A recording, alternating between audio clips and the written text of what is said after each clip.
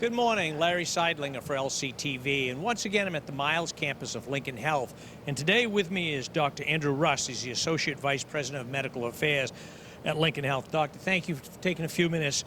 Can you give me an update on this coronavirus, the number of cases in Lincoln County?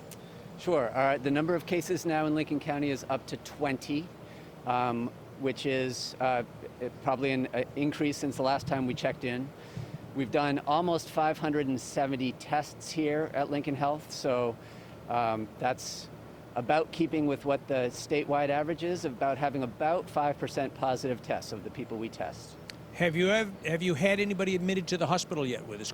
We have not had anybody admitted to this hospital. We have people who have been tested here and have been positive and have been admitted to other hospitals, but so far we have not admitted anybody to Miles. We've seen numbers increase pretty dramatically here in Maine of late. Is that because more people are being tested, or is there other reasons involved? It may be a little bit to do with an increased ability to test, and some of it probably has to do with a slightly increased prevalence in the community.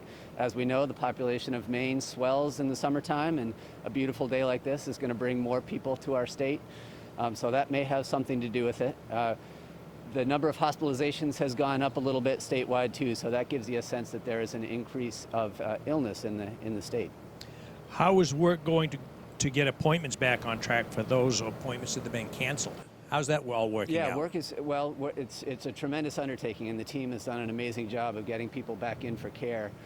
We had somewhere on the order of 4,000 appointments and scheduled diagnostic imaging tests, et cetera, canceled in the early days of the pandemic. And every one of those patients has been reached out to. The vast majority of them have been rescheduled. We still have a few stragglers who have yet to call us back, but the outreach continues, and the teams are doing an amazing job. How about surgeries? So surgeries have restarted, and they've restarted in a prioritized way. So certainly people who have needed emergency surgeries have been getting their surgeries done all along. We have started to do less urgent surgeries now, some more time-sensitive things. People who have been in pain for a while and need their knee taken care of, those people are coming in for surgeries. And we're starting to do more and more, but we're doing it safely and we're doing it carefully and more slowly than we have in the past. There's a lot more turnaround time between cases. More methodical? More methodical to make sure that everybody stays safe. I know that some people have safety concerns about returning for care, particularly in larger health settings. Can you share with the folks at home what Lincoln Health is doing to assure that patients are safe? Sure. Well, so first of all, any staff member who comes to work any day, every day we go through a screening process with an app. It can be on our phone or it can be on a computer, and we go through a series of questions. And if we screen negative, meaning if we don't have any symptoms and we haven't had any exposures, we're cleared for work, and we actually have to have a clearance on our phones to be able to come to work. All done by an app on your phone? All done by an app, yeah. And so that's all staff. And then if you've come to our facilities, either our hospital, our emergency department, urgent care, or any of the primary care offices, you know that you're greeted at the door by people who will ask you a series of questions. They'll ask you to put on a mask. And then we're really doing our best to sort of separate patients in time and in space. We don't want people crowding our waiting rooms. There isn't a long wait at any of our facilities now, and so we haven't had to use the waiting rooms very much. But as our services increase, obviously the traffic into our facilities increases, and we need to make sure that people have the ability to stay distanced. So. Have you expanded testing at Lincoln Health, or will you be expanding more in the near future? Yes, so we have expanded testing, so anyone going to the OR, regardless of what you're going to the OR for, would be tested prior to their procedure.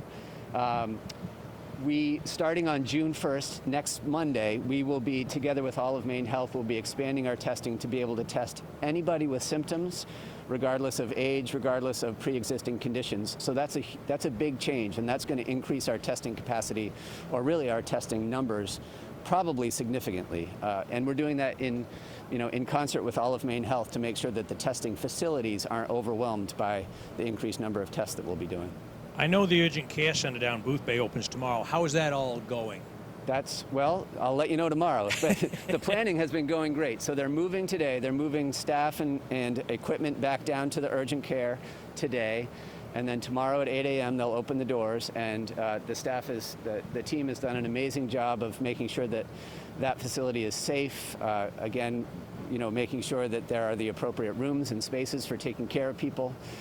So we certainly expect it to be up and running and should be able to provide great care starting tomorrow morning.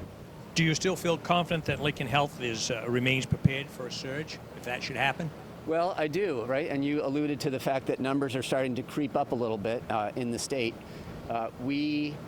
Last week, we actually went through an exercise of taking sort of a fake scenario and making sure that we were prepared to respond to it. And that scenario both involved a local outbreak and then an increase in the number of patients we had to take care of in the hospital here.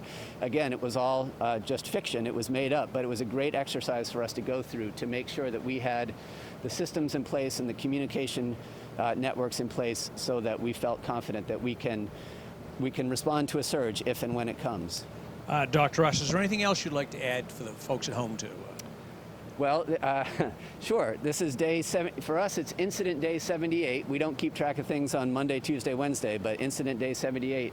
And when our response to this began, people who are experienced with responding to crises in the past said, remember, this is a marathon, not a sprint.